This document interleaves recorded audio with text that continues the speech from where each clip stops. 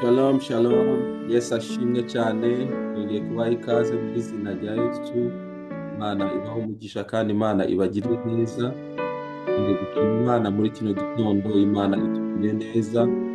Imana iduhaye amahirwe n'ubuntu budasanzwe bwo kuba imbere yayo. Ni umugisha ukomeye cyane kugira guhura mu gitondo. Dushima izina ry'Uwiteka Imana yacu. Dushima Imana yabanye natwe iyi minsi yose twari turi gusenga mu gitondo. Imana ihabwa icyubahiro, Imana yatugiriye neza. Duhaye ikaze rero abo turi kumwe kuri Zoom n'abadukurikiye kuri YouTube channel Bikago TV. Uwiteka Imana abakurisha byinshi cyane. Twagize ibihe byiza byo gusoma ijambo ry'Imana riri muri Zaburi igice cya 25. Twahereye ku murongo wa mbere. Uyu munsi turaza kongera gusomaho imindi mirongo mikenya kugira ngo dusoreze kubyo Imana dushyire ku mutima kuganira nabo muri iyi Zaburi. Imana ishimwe rero kuri mwebwe mwese mwabanye natwe mutaragize umwanya wo gukurikira amasengesho twasenze iki cyumweru. Uze gukurikira usubira inyuma uragenda usanga harimo amagambo meza Imana yagiye ducira ku mutima twagiye dusengeramo, kandi twizera ko Imana yumvise gusenga kwacu, kandi ayo magambo yagiye adukomeza ahindura ubuzima bwacu. Imana rero ibaho umugisha. Reka dusenge dushime Imana kubw'uyu mwanya Imana iduhaye. Birashoboka ko nawe wabonye igitangaza nk'icyo nabonye cyo kubyuka uhumeka umwuka w'abazima, kandi niba utanameze neza nk'uko nkunda kubivuga, uhumure. Yesu aracari ku ntebe y'imbabazi, kandi imbaraga ze ziracakora ibitangaza mu buzima bwacu. Imana ibaho umugisha. Nagirana nsabe Mama Adrienne dusengere kumwe natwe kuri Zoom. Imana iguhe umugisha kubana natwe. Nagira ngo usabe dusengere ushime Imana kuri iki gitondo, tuze gukomeza na gahunda zacu dutangira ijambo ry'Imana. Yesu aguhe umugisha. Karibu. Amen. Mana yacu turagushimye, tuguhaye icyubahiro, tugushimiye igitondo cyiza uduhaye kugira ngo dusabane nawe. Turagushimiye uyu mwanya mwiza tugiye kwiga ijambo ryawe. Turasenze ngo ukore ku mitima yacu, ukore ku matwi yacu akumve neza mu izina rya Yesu. Ijambo ryawe rihinduke kuba imbuto mwami, kandi iyo mbuto nayo igwe mu butaka bwiza kugira ngo yere izindi, rigere kure, rigere kuri benshi mu izina rya Kristo umwami wacu. Gira neza buri umwe wese udukurikiye mwami, ijambo rimukorere mu izina rya Yesu. Reka risohoze icyo waritumye uyu munsi mu izina rya Kristo umwami wacu. Duhinduke rwose duhinduwe naryo. Urakoze kubw'umwigisha wacu. Turasenze ngo amavuta akomeza kuba ku buzima bwe mu izina rya Yesu. Umusigire mwami kugira ngo akomeze atwigishe mu izina rya Kristo. Reka twese hamwe tugabane kimwe, ari abumva ndetse n'umwigisha wacu uduhe kugabana. Urakoze Yesu, icyubahiro n'ikibi cyawe mu izina rya Kristo umwami wacu. Amen, amen. Amen, amen, amen, amen. Haleluya. Murakoze cyane. Imana iguhe umugisha. Nagira ngo dusome ijambo ry'Imana riri muri Zaburi igice cya 25. Mbibutsa umurongo umwe twagarutseho cyane wa 3, uvuga ngo siko bizaba uwagutegereza ntawe uzakogwa n'isoni. Abava mu isezerano ari nta mpamvu nibo bazakogwa n'isoni. Nagira ngo uyu murongo ugire umurongo w'ubuzima bwawe muri iyi minsi usigaje kubaho hano ku isi. Gutegereza Uwiteka, gukomeza isezerano ry'Imana, kurihagararamo, kurigenderamo. Twumvise ubuhamya, hari abantu benshi Imana yagiye iha amasezerano by'ukuri, kandi Imana ikayasohoza mu buzima bwabo. Rero natwe uko byaba bimeze kose, ibyo twahura nabyo byaduca intege, ibyatunaniza, dukomeze guhagarara mu isezerano ry'Imana. Haleluya. Ntabwo tuzigera dukogwa isoni n'umunsi n'umwe niduhagarara mu isezerano ry'Imana, tugahagarara mu cyo Imana yavuganye natwe. Imana ntabwo izadukoza isoni. Nubwo twahura n'ibiduhinyuza bishaka kudukura mu isezerano ry'Imana, tuzakomerere mu Mana. tuzahagarare mu isezerano ry'Imana. Imana ntabwo izadukoza isoni. Yesu abaho umugisha. Reka dusimbukire ku murongo wa 12 muri Zaburi nyine ya 25. Biravuga ngo ninde wubaha Uwiteka? Naho yari ari kutubaza ngo ninde wubaha Uwiteka, azamwigisha inzira akwiriye guhitamo. Yesu ashimwe cyane. Umuntu wese wubaha Uwiteka, umuntu wese wiyemeje kubaha Uwiteka, ngo Uwiteka azamwigisha inzira akwiriye guhitamo. Imbere yacu hari inzira nyinshi, imbere yacu hari ibyemezo, hari amadecision twifuza gufata mu buzima bwacu atuganisha ahantu runaka. Ariko umuntu wese wubaha Uwiteka, umuntu wese yemera guca bugufi akagendera mu ijambo ry'Imana, agakora icyo Imana imusaba, uwo muntu ngo Uwiteka azamwereka inzira. Uwo muntu mu yandi magambo ntazayoba icyerekezo. Abantu bari kuyoba cyane, bari kujya mu bintu bidafite umumaro, bari gufata ibyemezo bidakwiriye. Satani ari kuyobya abantu. Kubera iki? Kubera iki kintu cyo kubaha Imana abantu bari kugenda bagisuzugura, bagitesha agaciro. Mu cy'Imana abantu ntabwo bari kubyumva. Ariko reka nkubwire, umuntu wese wiyemeje kubaha Imana, urugendo rwe ruba ruri amahoro. Niyo yahura n'ibimunaniza, ariko urugendo rwe arusoza neza. Reka nkubwire mwene data unkurikiye nonaha, nkubwire ngo niba ushaka kugera ku bintu bikomeye, niba ushaka kuzasoza amahoro muri iyi si, uzitoze kubaha Imana.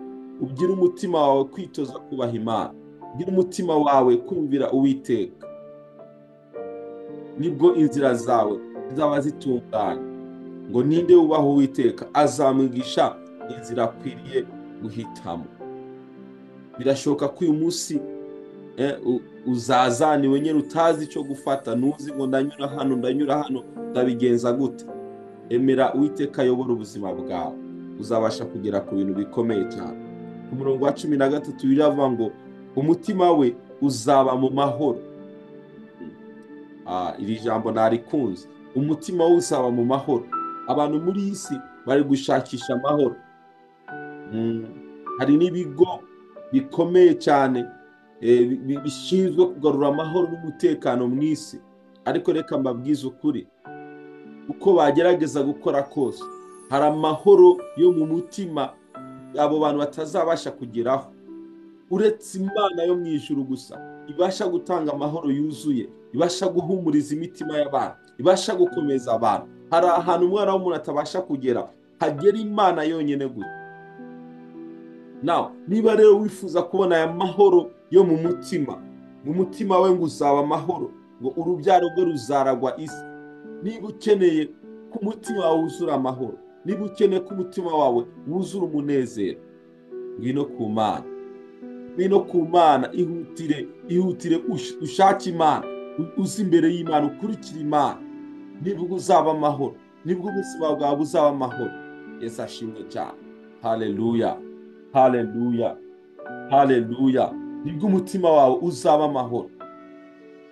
Ibintu byose wagerageza gukora bitari n'Imana, nta mahoro uzabibonamo. Ndakubwiza ukuri, ishaka ryose wagira, ibyo wagerageza gukora byose bitari n'Imana, nta mahoro uzigera ugira mu buzima bwawe.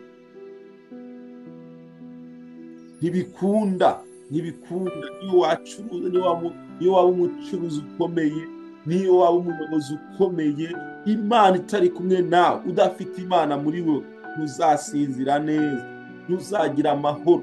Reka nkubwire, uburyo Imana yaremye umuntu, yamuremyemo vide yo gushaka Imana mu mutima w'umuntu. Mu buzima bw'umuntu hari agace kari empty, kuzuzwa n'Imana yonyine gusa. Niyo mpamvu umuntu aragerageza gukora uko ashoboye, ariko mu mutima kumva ari ikintu abuze. Iyo vide wumva ufite muri wewe ni Imana ukwiye gushira mu Imana. Niyo wagwanya iby'Imana gute, nawe muri wowe uzumva ufite vide. Niyo wakwivumbura ukajya mu by'isi, ukajya kuryosha, ukajya mu bya, uzahura na vide muri wewe. Uzumva hari ikintu ukeneye mu buzima bwawe. icyo kintu rero wumva kibuze muri wowe ni ugushaka Imana, ni ukwemerera Imana ikaba mu buzima bwawe. Umva, niyo abantu insengero zafungwa bikagenda gute, umva hari vide iba mu mutima w'umuntu yo gushaka Imana. Amatora ni ubwo yagabanuka gute, bikagenda gute, abantu bazahura na vide muri we gushaka Imana. Niko bimeze, niko Imana yabiremye. N'aba bantu tumva Imana bitangwa batemera Imana, bafite vide muri bo, hari ikintu bumva babuze muri bo, bakeneye Imana. Amahoro y'ukuri, amahoro yuzuye, ntagaturuka mu nzoga, ntagaturuka mu gukomera mu buyozi, ntagaturuka mu bucuruzi. Oya, amahoro yuzuye ava ku Mana. Rero twemerera Imana iyobora intambwe zacu. Kuki abantu bo mu isi bakize mu bihugu biteye imbere biyahura, bahorana mu ntongana, imiryango ikomeye, bari ma divorce, kandi bafite ubutunzi, bafite ibintu byose? Kubera hari ikintu babuze kitwa kugendana n'Imana. Nagira ngo mbibutse muri kano kanya bene data, iby'isi ntabwo bizigera biduha amahoro yuzuye, bizaduha amahoro y'akanya gato. Iby'isi bizaduha amahoro y'akanya gato, ariko umuntu wemera kugendana n'Imana, waba ushonje, waba utunze, waba ufite aho kuba, waba utahafite, hari amahoro yo mu mutima wumva ufite kandi ukumva uguwe neza. Rero mureke tuyoborwe n'Imana, mureke tugendane n'Imana. Wowe wakijijwe, wowe wamenye Imana, ntuzabisugure ibyo. Jya wibuka amahoro Imana yagiye iguha mu buzima bwawe, jya wibuka ibyo Imana yagiye igukorera, bigutere kugira ishaka ryo gukomeza urugendo rwo kubana n'Imana. Yesu ashimwe cyane. Ku murongo wa 14 Bibiliya iravuga ngo ibihishwe by'Uwiteka bihishurirwe abamwubaha, azabereke isezerano rye. Haleluya. Ngo ibihishwe by'Uwiteka bihishurirwe abamwubaha. Umva, bubaha Uwiteka afite avantaje zikomeye cyane.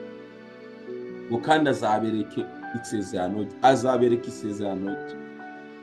Uyu munsi birashoboka ko hari ibihishwe by'Uwiteka utarabona, ariko uko ukomeza kubana n'Imana, Imana igenda iguhishurira amabanga akomeye, kandi isezerano rye rigenda risohora ku buzima bwawe. Haleluya. Umurongo wa 15 dusoreje, ngo amaso yanjye ahora yerekeye ku Uwiteka, kuko azakura ibirenge byanjye mu kigoyi. Haleluya. Mu kigoyi, mu nzara, mu bukene, amaso yanjye nakomeza kwerekeza ku Uwiteka, hari ahantu Imana izankura.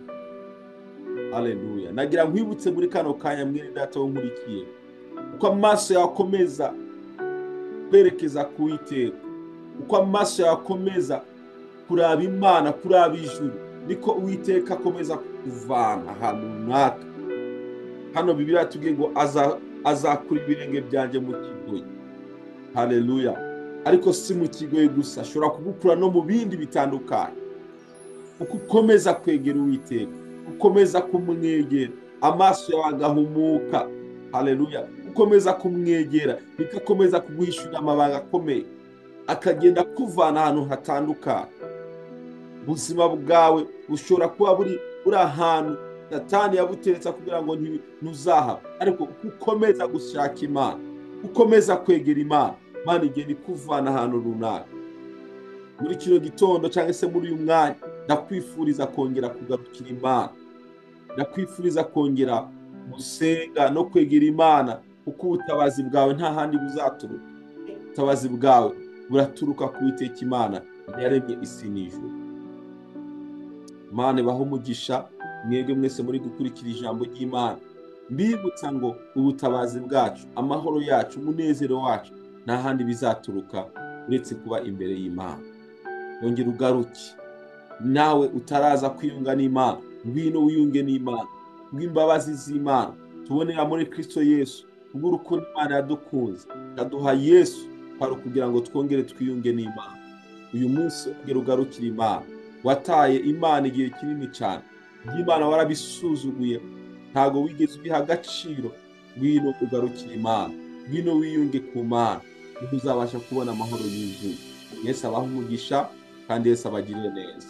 Reka dusengera abantu basuzuguye iby'Imana, babitaye, babona ko bidafite agaciro, nyamara nibyo bifite agaciro. Tubasengere kugira ngo Imana ibibuke nabo ibagirire neza. Kadusenge. Data, mu izina rya Yesu turagushimiye kuri Imana igira neza. Ijambo ryawe ni ukuri, ijambo ryawe ni ubuzima. Nta handi twabona amahoro yuzuye uretse muri wewe, kandi ngo uko dukomeza kukwegera nikukomeza kutuvana mu byago. Ndasengeye mu izina rya Yesu Kristo abantu bose badukurikiye Mwami. Hari abantu basuzuguye iby'agakiza, iby'Imana, babona ko bidakwiriye, ariko nta handi hari amahoro, nta handi hari ibyiringiro, nta handi ni muri wowe Mwami. Ndasenze kugira ngo uhindure imitekerereze y'abantu, abantu bahindure imitekerereze, bumve ko ari wowe bakeneye, uzoba ukoze Mwami w'abantu. Ndagushimiye kuri Imana igira neza. Uha umugisha abadukurikiye nonaha n'abazadukurikira bose, uhora ubibutsa iteka ryose ko ari wowe bakeneye. Ni wowe tangiriro ry'ubuzima, ni nawe herezo ry'ubuzima. Urakoze kuri Imana igira neza. Uha umugisha bene data bari kumwe natwe, ubagirire neza. Afite ibyifuzo bitandukanye Mwami, ubikoreho kugira ngo bakomeze gushima izina ryawe. Icyubahiro kibi cyawe mu izina rya Yesu Kristo. Amen. Imana ibaha umugisha, Imana ibagire neza, mukomeze kugira weekend nziza, mukomeze kugira ibihe byiza. Yesu abaha umugisha, mwarahezagiwe. Shalom shalom.